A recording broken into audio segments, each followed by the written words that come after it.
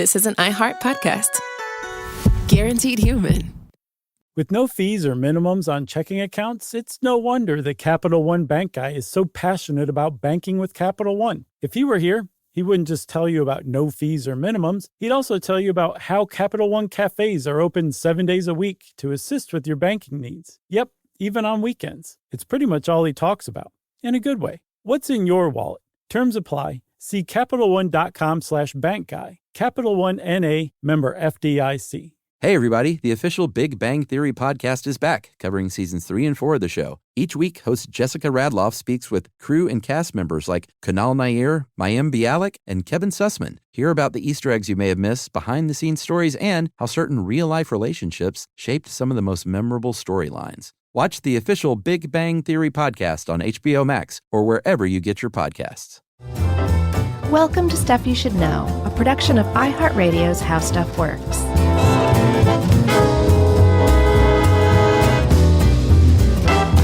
Hey, and welcome to the podcast. I'm Josh Clark. There's Charles W. Chuck Bryan over there, and Jerry's out there running around somewhere. We just gave her a hot foot. It was hilarious. And this is Stuff You Should Know. That's right. Our continuing exploration of pain. What else have we talked about with pain? We did one on the pain scales a couple of years ago, and then we did one on something about perceiving pain. Well, this is just totally stuff you should know then, because we did a bunch of like more niche stuff, and now we're going back and doing like the umbrella topic. Right. And we're talking about pain, which is a super ancient, old evolutionary trait, I guess, that's shared basically throughout all living things. I would say it's a pretty fair guess. Is it?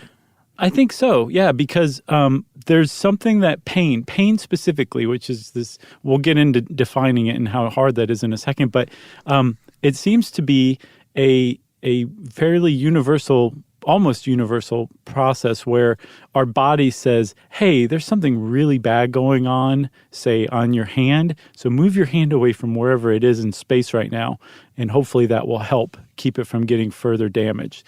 Like pain is a signal saying, do something, dummy, move. And that's you see it in basically any animal we've ever encountered, including the beaver and the porcupine. That's right. And by the way, we did Other People Who Can't Feel Pain 10 years ago. Yeah, it actually seems longer ago than that. That's funny because I thought pain scales was forever ago, and it was 2017. So yeah, I have no sense of time anymore. So we are talking about pain, Chuck. You feel pain, right? Or do you have a high pain threshold, or are you sensitive? Well, it's funny because I went back and listened to the pain scales, and I kind of chatted about that for a bit. But I have a pretty high pain threshold. Yeah. Okay. I would say mine's average. Let's just go with that. Okay. I wonder what I said in the pain scales app, because there's no way I didn't respond to your thing. You know? Well, it'll be a mystery. So apparently pain is the most common reason that people go seek medical attention. But when they go seek medical attention, as we talked about in the pain scales episode, the whole reason there is such a thing as a pain scale is because it's a fully subjective experience. And it's really difficult to describe. And it's taken medicine like many, many years to get to a point where they tell the people they're training, doctors and nurse practitioners and medical staff, like if somebody tells you they're in pain, they're experiencing pain. You have to take them at their word. And that's actually kind of a new development, because there are plenty of times when it appears that there's absolutely nothing wrong and that the person shouldn't be in pain. And for years, doctors just kind of treated people like that, like kooks, and didn't believe them, which was very sad. And now we're finally figuring out there's situations where you can be experiencing pain even though there's no reason for you to be experiencing pain, which really underscores just how subjective it is. That's right. In 1973, there was an actual definition for pain that was introduced that has a couple of really important caveats that will kind of play out through this episode. Pain is an unpleasant sensory and emotional experience. There's the first caveat. Okay. Associated with actual or potential tissue damage, or described in terms of such damage, which is a big caveat there, because you can walk into a doctor's office and say, I've got some big-time tissue damage, doc. I'm experiencing big-time pain, and they can look you over and be like, this guy didn't have any tissue damage at all. Right. So that's in the actual definition of pain. So I think that the reason they caveated that was for the very simple reason that pain can be emotional, and I don't mean like real emotional pain. I mean a physical pain that is maybe made worse by emotion or brought on by emotion. Yeah. Or that you really don't have a pain, like you've got a chronic pain, let's say, but nothing's going on under the hood to cause it.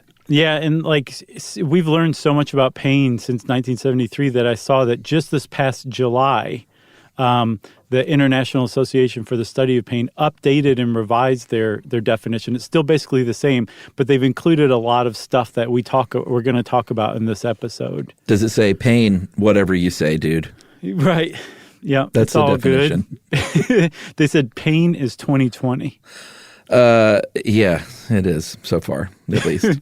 There's a bunch of different types of pain, though. Or actually, not that many, but there's a few. Yeah. Acute pain, which is very short-lasting. If you put your finger on the burner of the stove or something like that, or slam it in a window, that's going to be an acute pain where, it's really helpful. So, your body's going to say, wait a minute, that's super hot. Or, by the way, dummy, you just put your finger in a window and you immediately have a reaction to stop that immediate acute thing from happening, even though the pain is going to still be there. It's not like you slam your finger in the window, yank your thing away and shake it a little bit and it's gone. Right. Well, it can be depending on the level of pain, but it makes sense that it would still linger even in acute pain, which from what I can tell is like the ideal version of pain. It's like you said, it makes you stop doing whatever you're doing. But the fact that it still hangs around for another minute, it's almost like it's teaching you a lesson. Like not only stop doing that, don't do that again. Yeah, and there's some overlap in these, by the way. So when we talk about the next one, nociceptive pain, this comes about from tissue damage, like real tissue damage by like physical or a chemical agent. We're talking a chemical burn or a trauma or a surgery. This can also include slamming that finger in the window. It can also include you worked out really hard the day before and you're really sore the next day. Yeah. As long as there's some sort of like mechanical reason or some sort of damage to tissue or even temporary damage like a sore muscle.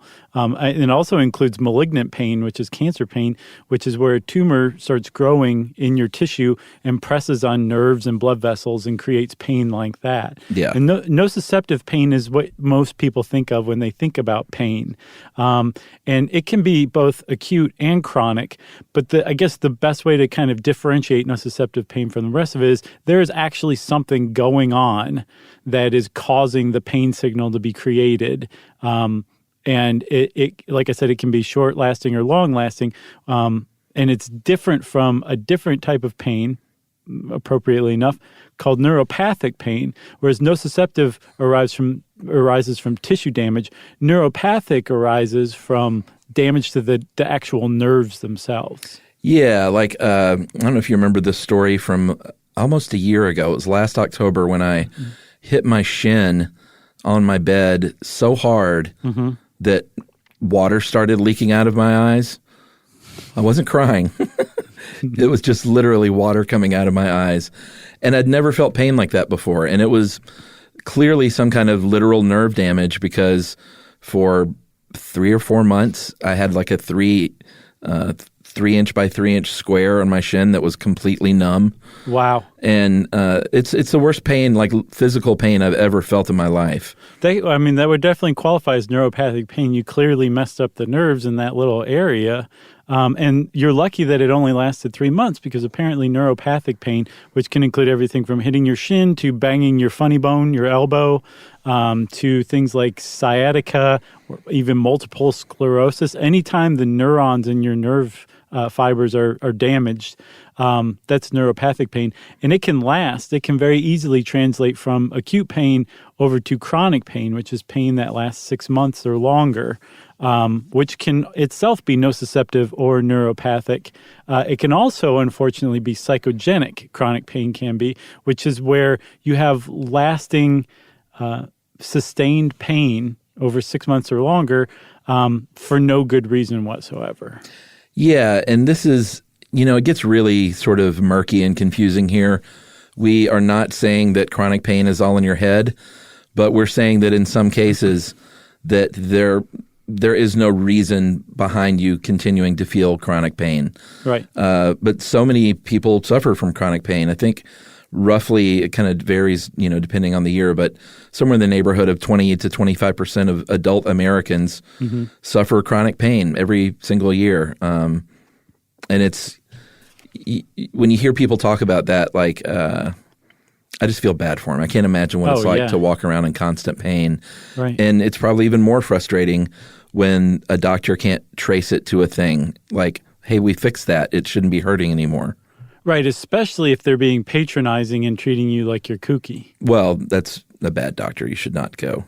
Sure, but again, I mean, I feel like people with fibromyalgia or chronic fatigue, I don't know if you experience pain with chronic fatigue, but have long been treated like they're nuts, like it's all in their heads just because, science has not been able to identify exactly what the deal is. Yeah, I would say if your doctor is like that, go to a doctor with a little better bedside manner at least. Mm-hmm. They might be saying the same thing, but they should treat you with respect. Yeah, no matter what. If they're wearing oversized clown shoes, so much the better. That's usually a dead giveaway for a great doctor. That's right. I don't think we said that we talked about nociceptive pain, but nociception is taken from the Latin word for hurt. Mm-hmm. And pain is its own thing. Like pain perception, we're talking about what's going on with the central nervous system and the peripheral central nervous system as well. And how it processes this information is really interesting and still cloudy because the brain is involved. And we've done dozens and dozens of podcasts that involve the brain. And at some point during all of them, we usually say something like, this is kind of their best guess right now because the brain is still such a mystery. Yeah, we have made advances by leaps and bounds since the 60s when we kind of started to change our understanding of pain and definitely refining it. But one of the things we figured out is that nociception itself is separate from the experience of pain. It's like the body giving the brain information about something that's going on with your body right now, but it's not pain itself. Pain is the brain responding to that information. And so nociception, as we'll see, is kind of this process where your body detects some sort of noxious stimuli. And the nociceptors, your specific kind of little sense receptors, that are attuned to pain, as we'll talk about, they send a signal to your brain saying, hey, there's something going on here. And then in your brain, your brain starts to sort through the whole thing and decides how to respond. So nociception and pain, they're very much intertwined, but they're definitely different things. And we've actually seen that one can exist without the other. Yeah, I mean, they've done studies that, and we had to have talked about this in other people that can't feel pain. Right. Congenital analgesia. I don't remember ever saying those words before, but I think we had to have. Sure. There's no way we got away with it. Although knowing us, it's possible. We walked around that one. Well, maybe so. But there are studies, including ones on that, people who can't feel pain that have shown that nociception can occur without the experience of pain, and pain can be experienced with the absence of nociception. So it's sort of a two-way street. Yeah, that's like that psychogenic pain where there's no reason for you to be feeling that pain right then, right? Yeah, and because it's the brain, it's and you put in here, it's like it sounds funny, but your brain is what's feeling the pain. Like when you smash that hand in a window, you might think that's your hand feeling the pain, but technically it's your brain, if that makes sense. Yeah, or even that that window smashing your hand set off a specific unique kind of signal that transmits a pain signal directly to your brain. Your brain experiences the pain. That's just not quite right. That's actually Rene Descartes' interpretation of it. And what did he know? Considering he was working in the first half of the 1600s, he wasn't that far off the mark, especially considering that before him, the Greeks had thought, basically up to Descartes, everyone had thought, starting with the Greeks, that pain was like a spirit intrusion. It was like something external. And in fact, our word pain comes from pena, like subpoena, which means penalty. So this like pain was considered a punishment from the gods. And Descartes was like, no, I think this is an internal process. And he had like the broad strokes of it. It's just that he didn't have the details that we have now today. Yeah, he kind of got one half of it pretty right. But I mentioned it was a two-way street. It's a two-way street in a lot of ways because what we've learned since Descartes is that we do have pain signals that go up from nerves in the body to the brain to say, hey, I'm hurt. Those are called ascending signals. But then we also have another signal going, I'm just going to call it downstream for lack of a better term, descending signals that come from the brain that can kind of mute the pain or turn off the pain signals. Right. And that's, as we'll see later when it comes to medication and stuff, it's sort of managing that two-way like whatever traffic light is on that two-way street. Yeah, well, that was like a huge thing, Chuck, like to figure out that, wait a minute, like first of all, the experience of pain is totally in the brain, right? Your hand itself isn't actually hurting. Your brain is what hurts. It just feels like it's coming from your hand. And then secondly, the idea that your brain can influence the experience of pain, that was just revolutionary. And so as a result, we've come to kind of see pain as the brain. There's a neuroscientist named V.S. Ramachandran who's just brilliant.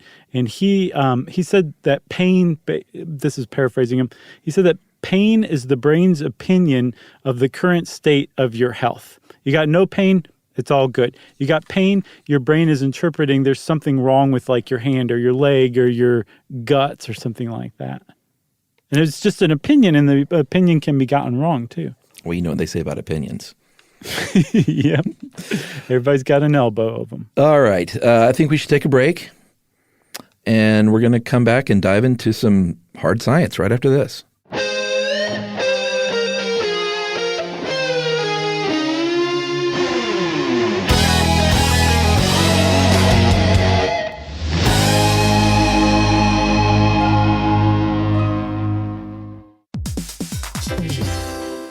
Hey, everybody, we want to talk to you about The Big Bang Theory. That's a show that became one of the most defining sitcom of its era and really built a fan base around its memorable characters and unique group dynamic. That's right, which is why we think you'll enjoy the official Big Bang Theory podcast. It's back, covering seasons 3 and 4 of the show. Host Jessica Radloff sits down with crew and cast members like Kunal Nair, who plays Raj, Mayim Bialik, who plays Amy, and Kevin Sussman, who plays Stuart. That's right. You're going to learn all about the Easter eggs you may have missed, behind-the-scenes stories, and how certain real-life relationships shaped some of the most memorable storylines. Yeah, there's cast reflections years after the series aired and expanded content around famous episodes and storylines. It is exactly what you're looking for if you're a fan of the Big Bang Theory. The season is on video, so watch the official Big Bang Theory podcast on HBO Max, or listen wherever you get your podcasts, and stream episodes of the Big Bang Theory on HBO Max.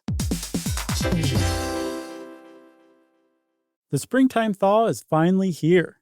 Flowers are blooming, days are longer. We're saying yes to more plans and finally getting outside, running, walking, just moving again. It's the perfect time to upgrade your everyday go-tos with Bombas. Take Bombas sport socks. They're super comfortable and designed with sport-specific tech for running, cycling, yoga, hiking, you name it. I use them to run in, and I can tell you they work beautifully. So head over to bombas.com and use code SYSK for 20% off your first purchase. That's BOMBAS.com, code SYSK at checkout.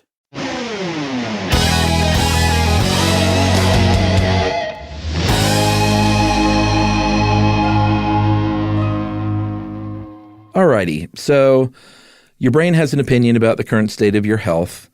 We're still at the stage where we're sort of testing out how pain is generated and how we experience it.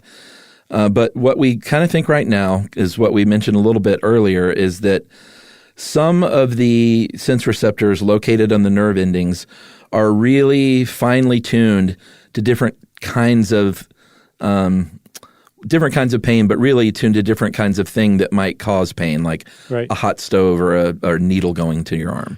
Yeah, and you can pretty much divide them into 3 categories. Mechanical, which is pulling, stretching, tearing, cutting. Chemical, which say like exposure to acid or something. And then thermal, like heat or cold. And the idea that these nociceptors are capable of being triggered by exposure to those kind of stimuli from the external world, that is what kicks off the nociception process. Yeah, and they're all very different, and they have different ways of communicating with the brain. There are some that do things really, really fast. There are some called A fibers. They have a little. It's kind of like a little express train. Instead of having to make stops along the way, it has a fatty myelin sheath that's going to insulate the electroconduction basically on the wire, and it really just zaps it there really, really fast. Not a lot of information loss is going on, and that's like that first really intense pain you feel when you burn your hand or when you slam it into the window that's kind of what's going on with the A fibers.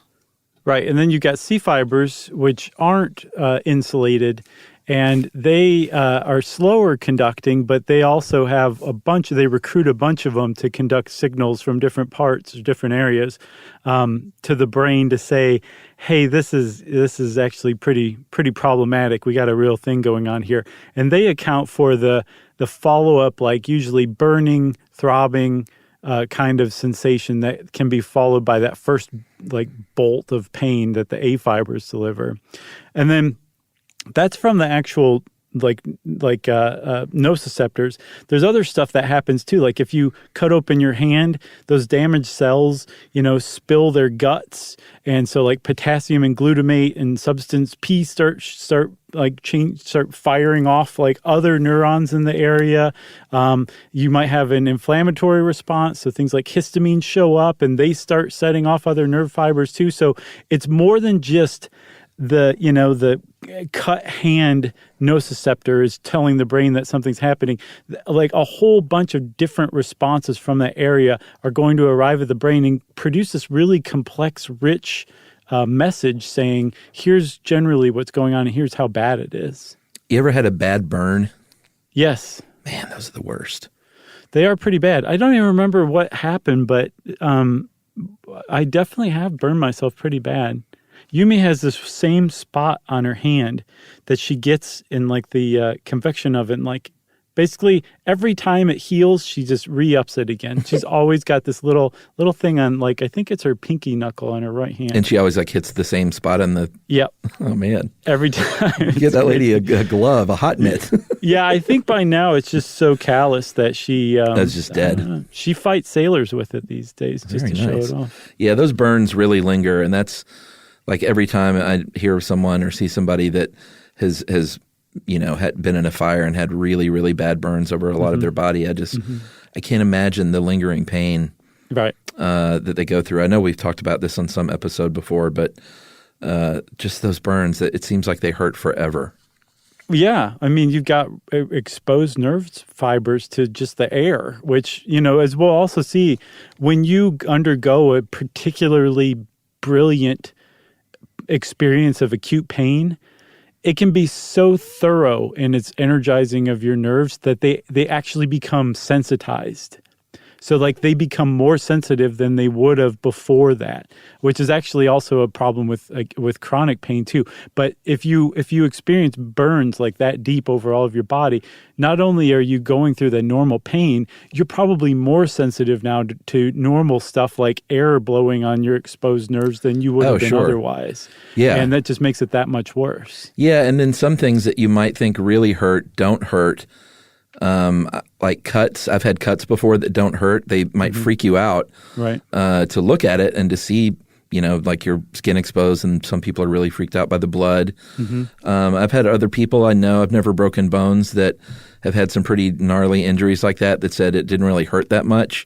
Yeah, they're walking around like a skeleton you hang on the door with their arm just flopping back and forth. It's really interesting how it all works. But it really underscores, how the brain can get its opinion of what's wrong with the body based on the pain information wrong sometimes, a lot of times. Like think about a hangnail. A hangnail is no threat whatsoever to your survival, but those things hurt. Or a paper cut. No one's going to die from a paper cut, but it really, really hurts too. It can be overblown, it can be underblown, but it really goes to show like it's the brain taking all this different information together and saying, here's how bad I think this is. Yeah, it's pretty cool and painful. So let's say you get hurt. Let's say you slam your hand in the window like I was talking about, which I think has happened. I don't know why I keep going to that. Is that your worst fear?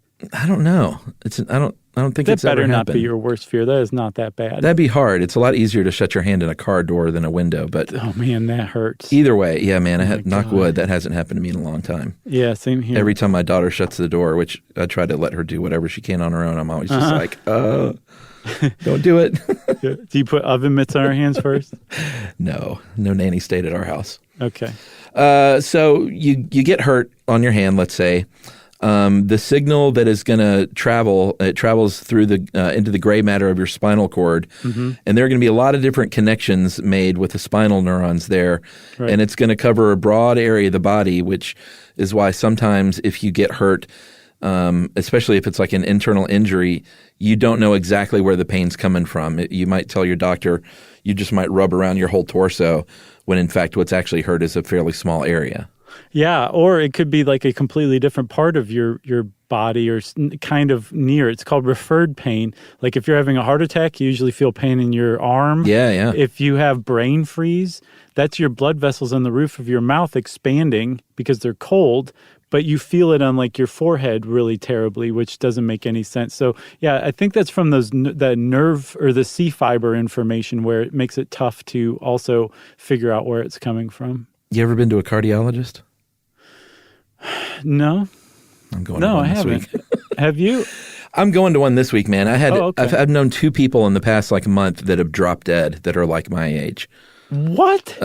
One friend of mine from college had been experiencing chest pains, and he drove himself to the hospital and like collapsed and died on the way into the hospital. Oh my God. Just terrible. And I haven't been out of touch since college, but it really hit me hard to where I was like, you know what? I want to go like just see what's going on in there. That's great. Yeah. And get some preventative or not preventative, but just some proactive tests done, where they see how your arteries are doing. Because I've got cholesterol issues because of my family history and stuff. Oh, yeah. And I don't want it to be one of those things where they're like, oh, well, it turns out that, you were 90% clogged this whole time. Right. So I don't care what they say. I'm going to demand those tests. Yeah, I think you probably will have to pay for them out of pocket, that's fine. But that's not the end of the world if like you have concerns about it. No, and if you have know. genuine concerns, a cardiologist might actually go ahead and prescribe it anyway. Well, I don't have concerns in that I have chest pains or anything, but right.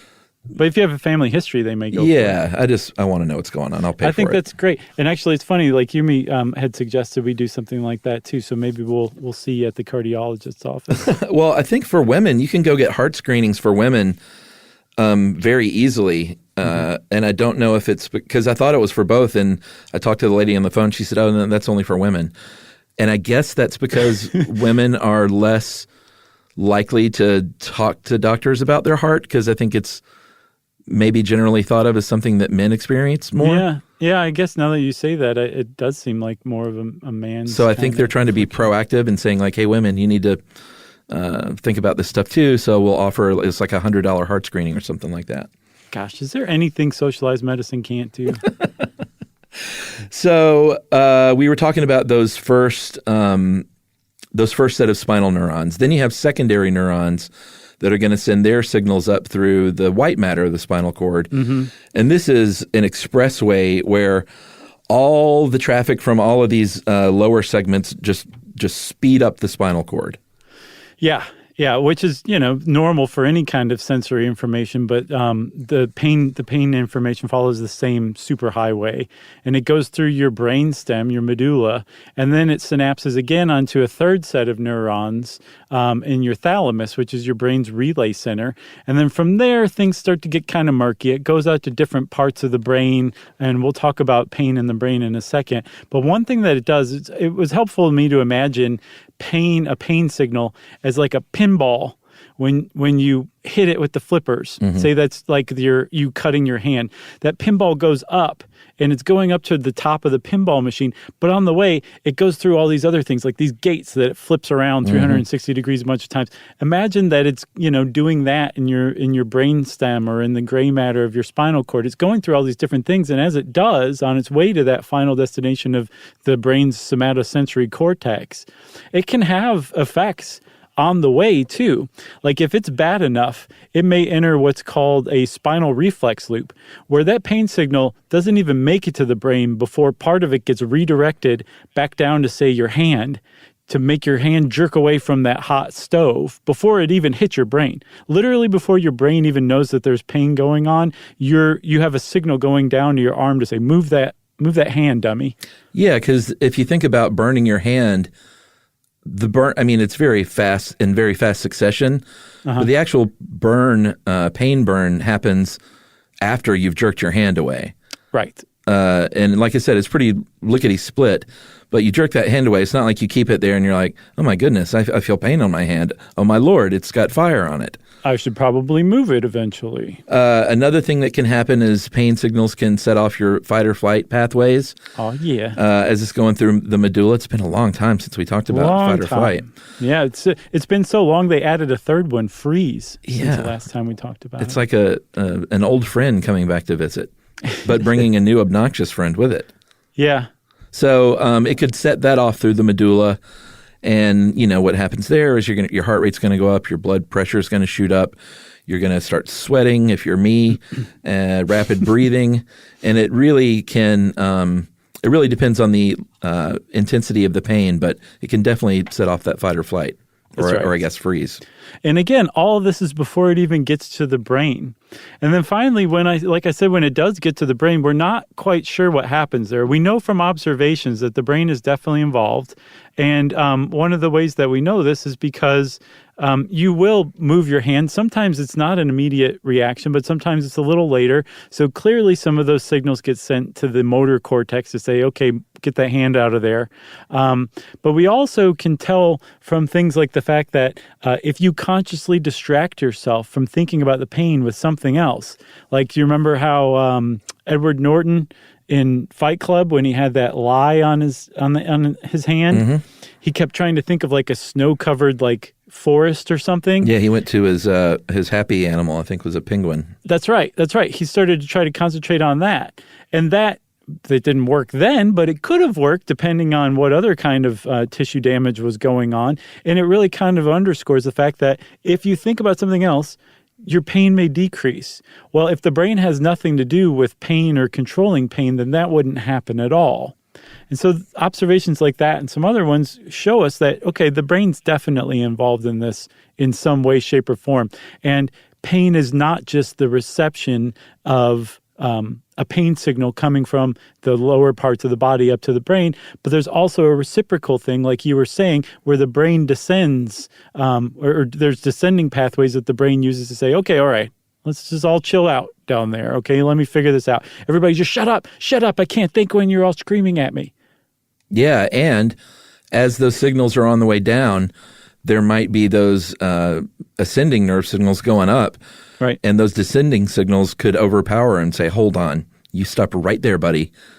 I'm trying to calm this person down. You just stay put. Right.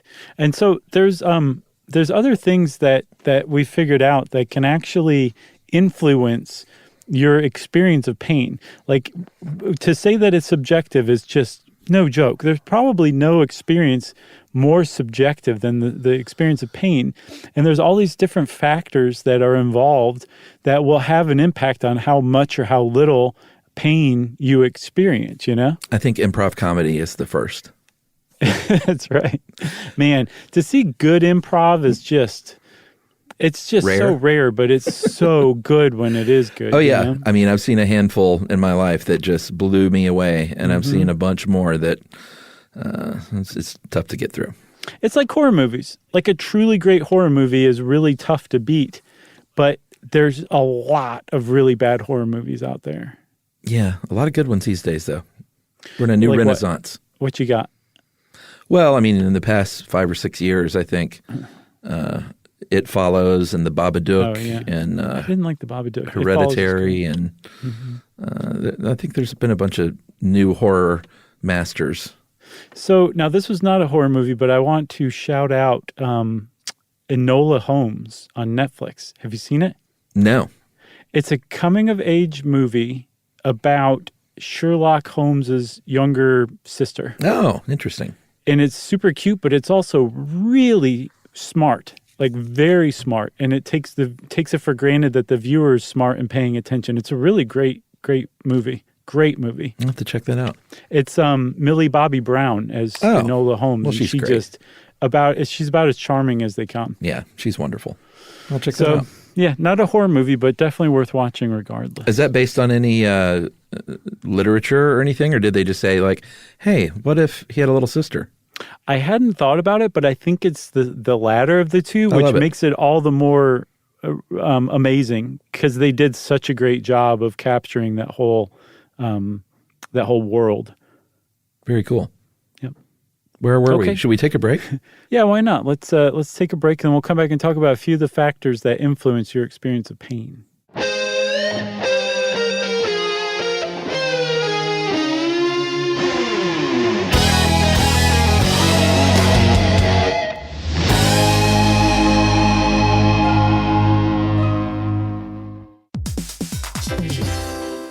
Hey everybody, we want to talk to you about The Big Bang Theory. That's a show that became one of the most defining sitcom of its era and really built a fan base around its memorable characters and unique group dynamic. That's right, which is why we think you'll enjoy the official Big Bang Theory podcast. It's back, covering seasons 3 and 4 of the show. Host Jessica Radloff sits down with crew and cast members like Kunal Nair, who plays Raj, Mayim Bialik, who plays Amy, and Kevin Sussman, who plays Stuart. That's right. You're going to learn all about the Easter eggs you may have missed, behind-the-scenes stories, and how certain real-life relationships shaped some of the most memorable storylines. Yeah, there's cast reflections years after the series aired and expanded content around famous episodes and storylines. It is exactly what you're looking for if you're a fan of The Big Bang Theory. The season is on video, so watch the official Big Bang Theory podcast on HBO Max, or listen wherever you get your podcasts, and stream episodes of The Big Bang Theory on HBO Max.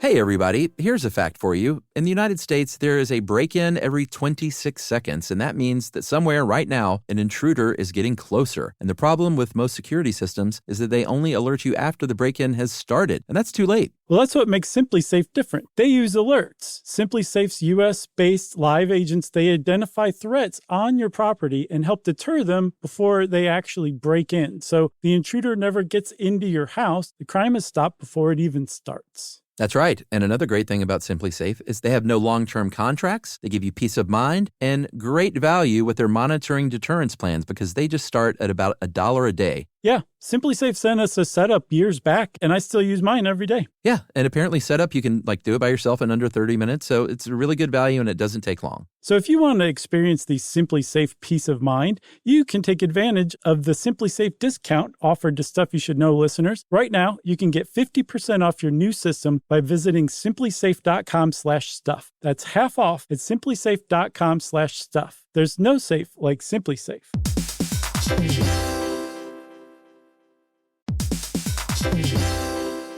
Work can be a little weird. One minute you're in a meeting that could have been an email. The next you're trying to decode corporate jargon that somehow means nothing. And don't even get us started on the quick sync that turns into a 45-minute deep dive. Yeah, well, the truth is figuring out your career isn't always straightforward. Whether you're trying to grow, pivot, or just stay relevant, it can feel like you're navigating it all on your own. Well, that's where LinkedIn comes in. That's right. LinkedIn can help you grow your career, helping you confidently navigate your path with insights, ideas, and inspiration from your professional community. You can stay up to date with the latest trends in your field, connect with people who get it, and discover opportunities tailored to your goals, your experience, and what actually matters to you. Whether you're looking for something new or just trying to grow where you are, LinkedIn gives you the tools and connections to move forward with confidence. Because LinkedIn is the network that works for you. Visit linkedin.com/knowstuff to learn more.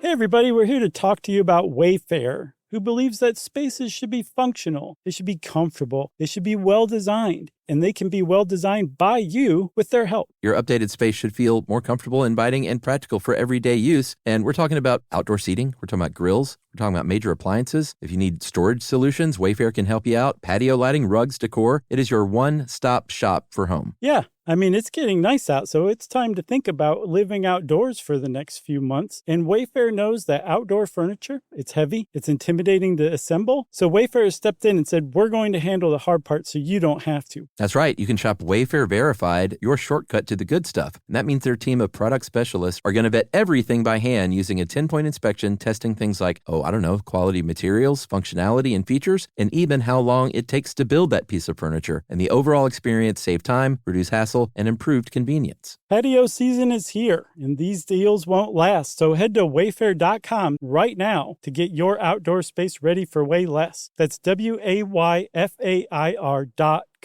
Wayfair, every style, every home.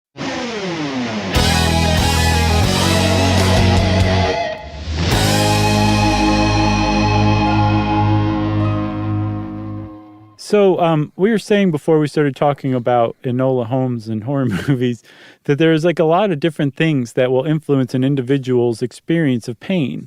And it has to do with not just you biologically, but weirdly also you sociologically too. Yeah, and this first one, age, is to me a little counterintuitive. In some ways, as you age, your brain circuitry is going to it's just going to degenerate a little bit. That's just the sad fact of the matter. And if you are one of our seniors, and if you're a senior that's listening, hello. Got an email from a lovely 80-year-old lady the other day that just warmed my heart. Oh, yeah, she was great. She was great. So if you are one of our senior listeners and you might have a lower pain threshold and more problems dealing with pain. Right. This seemed a little counterintuitive because I could also see a case where the neurons don't fire in the correct way such that you could be feeling something painful and not really realize it. So the way I took it was a little different, that it was almost like, you know how when you form a habit or a memory or something, it's because the neural connection has gone over again and again. So like that pathway is just kind of blazed a little more clearly. Uh-huh.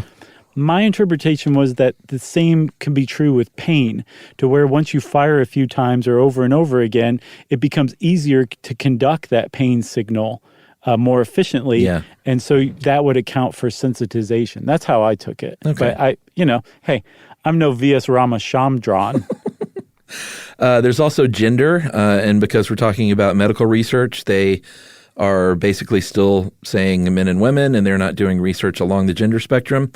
So having said that, research shows that women have a higher sensitivity to pain than men. Mm-hmm. Could be maybe psychosocial stuff at work because, men are supposed to not show their pain or not report pain or just suck it up, dude. There could be that at work. There also could be sex-linked genetic traits or hormonal changes that might change that pain perception. Right, or even the culture you're raised in. Like sure.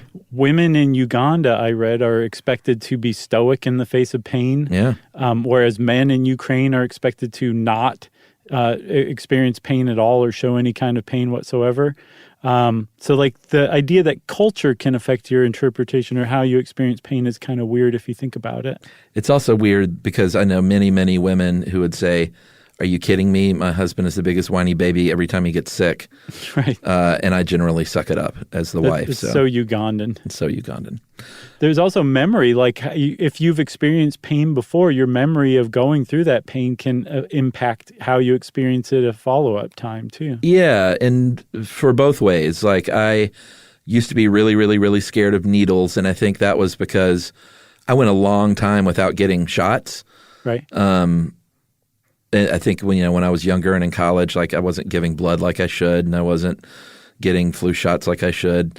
But now that I'm a real sentient adult and responsible adult, I have needles in me all the time, and they don't really hurt that bad anymore. So when I go back, I get that initial fear of the needle because I've always had it. But then my brain tells me, "Hey, Chuck, it's not that bad. Remember? Do you just suck it up and get the shot?"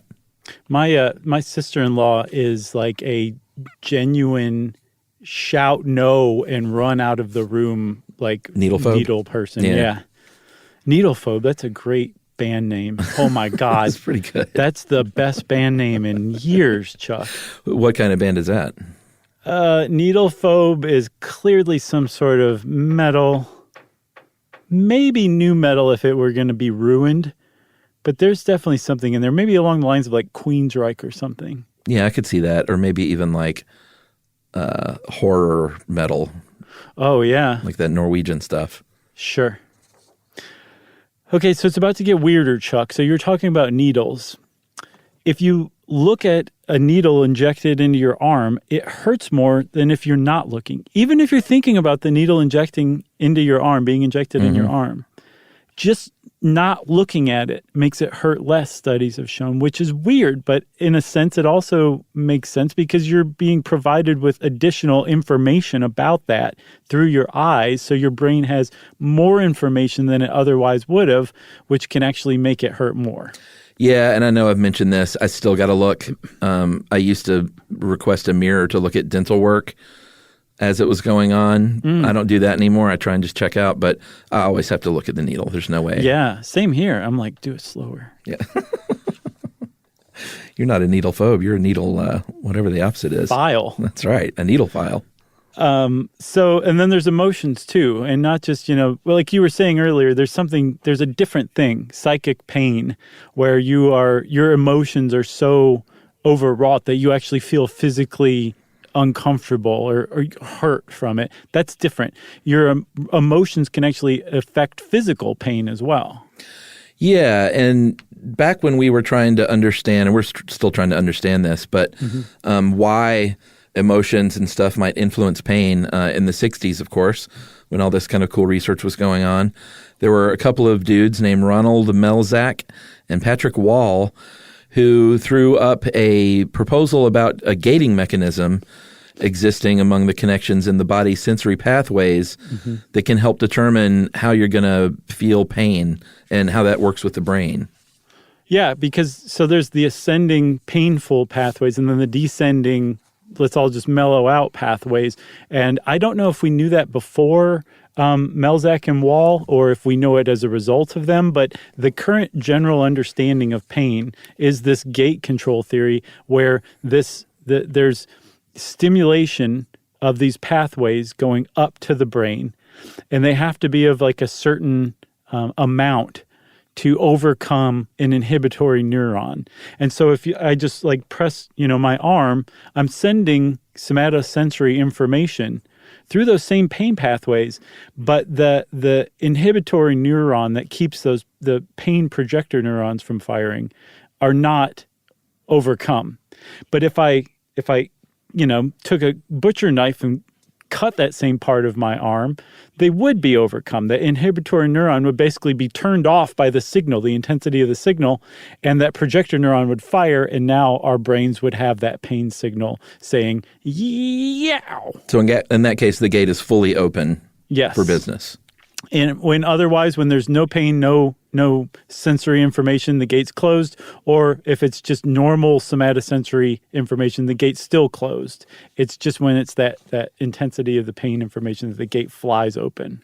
Yeah, and this is interesting because it doesn't explain everything, but it does explain like when you like if you smash your thumb with a hammer and your reaction is to go and shake your hand really hard or to suck on it maybe if you smash your finger with a hammer. It seems like a weird thing to do. I know it is, but it works. It does. That stimulates your normal somatosensory input to those projector neurons, and that's going to help override the projection neurons that basically kind of close that gate down. Okay. So now that you understand the gate theory of pain, and this is the general understanding among Western science and medicine of pain, this is pretty much the common knowledge now, you can understand how it can go wrong. And so they think that this also explains how you can experience psychogenic pain, where people have fibromyalgia or chronic pelvic pain or tinnitus or TMJ or chronic back pain when there's no reason whatsoever for them to experience this. The really great author and surgeon Atul Gawande I believe he writes for the New Yorker. He writes his own books as well. He's one of the best writers out there right now, and he's also a very accomplished surgeon. And he likens that situation to a faulty car sensor, where if you have a sensor on your dashboard coming on saying like, hey, you got an engine problem, and you go to the mechanic and the mechanic's like, you don't have an engine problem, eventually they're going to figure out that the problem's with the sensor itself. And they think that this is because of this gate being open, the sensor is open even though there's nothing tripping it, that is the problem, that is what accounts for psychogenic pain. Very interesting. And that kind of makes sense. Yeah, definitely. So when it comes to managing pain, there are a bunch of different routes you can go, depending on what your doctor might recommend, depending on what you as a human, what road you want to go down. Mm-hmm. And these vary, and we'll get into these, but these vary from like over-the-counter medications to prescription medications to surgery to going to a massage therapist or an acupuncturist. But as far as the medications go, you've got a couple of different kinds. You've got your non-opioid analgesic, like this is a Tylenol or an Aleve or an Advil or something like that. Mm-hmm. And it's going to act at the site of the pain. When you have that damaged tissue, it releases enzymes that stimulate the pain receptors locally. And what these do is they interfere with those enzymes. They're going to reduce inflammation and hopefully reduce pain. Yeah, which is really interesting because that is your mind saying this pain is nothing that my brain needs to worry about. I'm going to actually go to the site and cancel out those pain signals where they're beginning because I'm judging that they're not that important. Right. That's pretty cool. Yeah, it is cool, but these can have effects on the liver and kidneys if you use them a lot. So, you don't want to pop an Advil every day if you have like back pain, that kind of thing. Yeah. And then there's opioids, which they actually go to the gate and they can close the gate on the one hand, and then they can also go to your brain and excite in the descending pathways, which will bind with like opioid receptors. And of course, those are hugely addictive and have a huge possibility of overdose as well. But they do help treat pain a lot. Yeah. We should do one on opioids and the opioid epidemic at some point. I agree. It's been one of the darker spots of the new era. Yes. The new era? What is that even? I don't even know. The last 10 or 15 years is what I mean. I call that a new era. The modern era is what I meant. Sure. What else do we have there? You can actually use medicines that aren't meant for treating pain to treat pain, like anti-epileptic drugs. Off-brand stuff. Antidepressants, anesthetics. They all do things like they block like nerve conduction in some specific area. And so they weren't meant to be treated for or used for pain, but they actually can come in handy for things like chronic pain or neuropathic pain. You can also have surgery as a kind of a last resort. Mm-hmm. If you have severe, I've had a couple of friends actually who have had back surgery where, let's say you have a herniated disc and that thing is compressing on a nerve. As a last resort, they can go in there and maybe remove a little bit of that disc that's hitting that nerve and relieve that pressure. Yeah. And from what I've seen, yes, that is meant to be a last resort. There's also like cordectomies where they go in and say, we're just going to snip that gate so that it just doesn't function at all anymore. And make you a super soldier. And then there's also alternative therapies and mental control techniques, and these work to varying degrees. One of my favorite alternative therapies is the TENS unit, transcutaneous electrical nerve stimulation. Mm-hmm. And it sends electrical impulses from the site of pain to it's basically like a defibrillator for your pain gate. It's saying your pain gate is it's open and it shouldn't be open, so we're gonna send some nerve stimulation in the hopes that we can restart that inhibitory neuron and get it closing that pain gate, or we can make it all the way up to the brain and get the brain's descending pathways kick-started as well. Is that like when I had a back thing about 5 years ago where they gave me this electrostimulator thing that I put these little pads on the and there was like a little handheld thing about the size of a Game Boy that was connected to? Not mine, but I'm sure they're all different kinds. But you could basically level the amount of sort of low-level shock And when you turn that thing all the way up, man, it was pretty intense. Yeah, that's a tens unit. And as a matter of fact, that's based on some really ancient thinking. Apparently, the pre-dynastic Egyptians from like 5,000 years ago used electric catfish from the Nile for the same effect and impact. Wow. Isn't that's pretty amazing. Amazing, yeah. And then, we mentioned going to the chiropractor, massage therapist. Obviously, there are hot compresses and cold compresses. There's acupuncture. There is, relaxation and hypnosis. Mm-hmm. And we've already talked about distraction. If you want to know what you think about hypnosis, we did a pretty good episode on it a while back. Yeah. So, yeah, there are all sorts of mental ways because they've shown that I'm blanking out. What do you call the drugs that aren't real drugs? Placebos. What are the sugar pills? Placebos? Placebos, yeah. Yeah, that placebos have been shown to work sometimes with limiting pain. Yeah.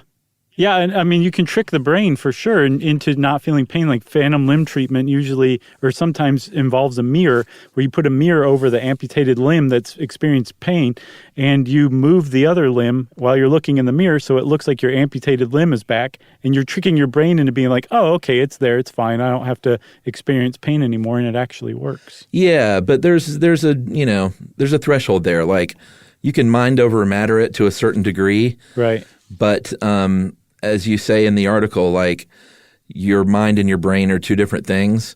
So like you can't shut down that gateway just by thinking it away. No, and there's a real like push to believe that over the last few decades, but it's becoming clear you can impact it to some degree, but just not to a full degree. Yeah, and I think the mind over matter is a person, like the pain doesn't go away. Mm-hmm. You're just able to mentally overcome it such that you're not going to either show it or let it get to you or let it affect you. Right. You have actually a lower stress response. And at the same time, it also cuts down on suffering, which is different from the experience of pain. It's like associated with pain. And that's like that whole why me thing. And that seems to be fixated on anticipating more pain in the immediate future. Yeah. And people who are mindful and meditate can actually cut down and alleviate that suffering. So they experience pain, but it goes away a lot faster and their response to it isn't nearly as pronounced. Right. Very so it does have an effect, Yeah. Chuck, this is a good one, man. Pain in the house. And if you want to know more about pain, well, I'm not even going to suggest what you can do. How about you just go read up on it a little more? And since I said that, it's time for listener mail.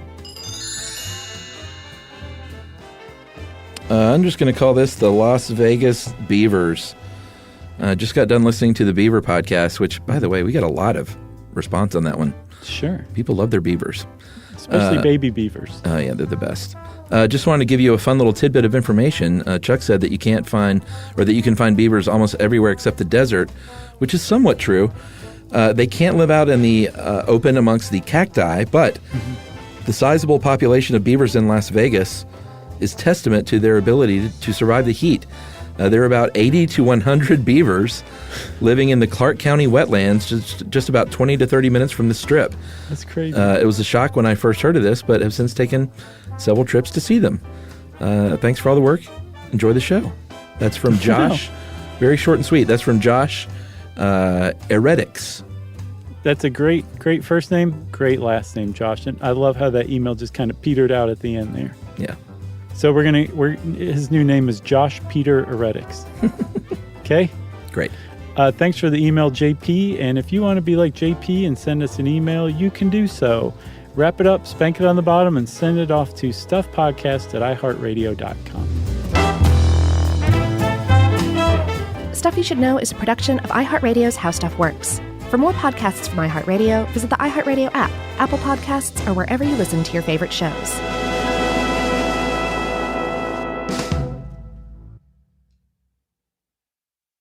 The next time you end up with something on your shirt, don't turn to your usual detergent. Check out Tide Evo. Tide Evo represents over 10 years of innovation in product development. It's a revolutionary 100% concentrated waterless laundry tile made of compressed microfiber soap layers rather than liquid or powder. It's not pods and it's not sheets. It uses 6 layers of detergent fibers to deliver superior cold water cleaning without plastic packaging. It's mess-free, lightweight, and dissolves quickly. Try new Tide Evo. Real laundry magic. Hey, quick question for the parents listening right now. When's the last time your kid asked for something and you actually felt good saying yes? Because lately, a lot of families have been hearing the same thing. Can I have Lingo Kids, please? And here's the thing. Lingo Kids is the #1 entertainment platform for young kids with more than 4,000 interactive games, songs, and shows. Astronauts, wild animals, superheroes, dinosaurs. It's literally everything kids love all in one place. So when they ask for it, you can actually feel good saying yes. Download Lingo Kids for free and start exploring today, or unlock even more amazing content with Lingo Kids Plus. And if you go with the yearly plan, you can save up to 60%. Just search Lingo Kids in the App Store or Google Play. Lingo Kids, everything kids love. This is an iHeart podcast. Guaranteed human.